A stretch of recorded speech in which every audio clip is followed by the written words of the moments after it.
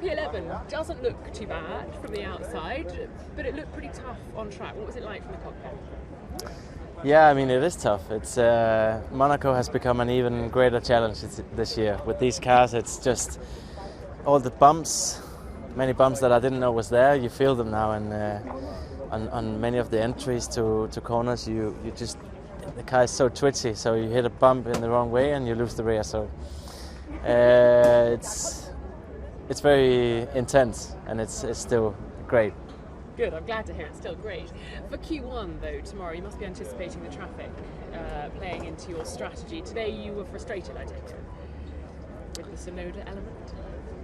Well, I don't think I said anything, but we obviously had a moment, and it's very tough out there. It's a small track, we all know that, and it's kind of the same thing every year. But you gotta really try hard to not get in people's way, because it's very difficult. And who are you fighting tomorrow afternoon, do you think? If P11 was on the table today, do you think you can get into that Q3 tomorrow?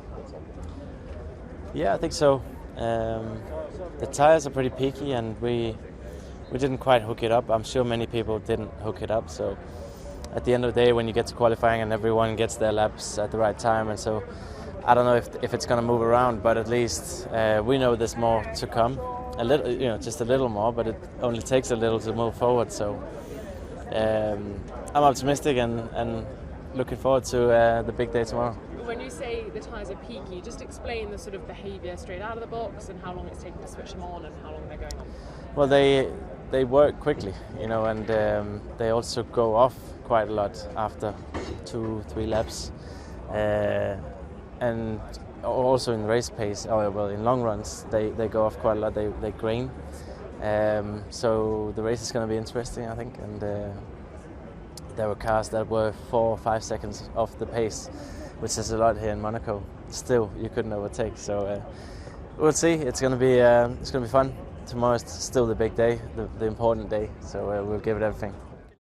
We had a few issues, especially this morning. So didn't get to run most of FP1, unfortunately. So still on obviously catching up. But nonetheless, I think we got good amount of running in on the FP2, so just a matter of now still figuring out what we need from the car to go quicker. Well, we had an MGK issue, so we had to take off the gearbox. That was mainly the problem.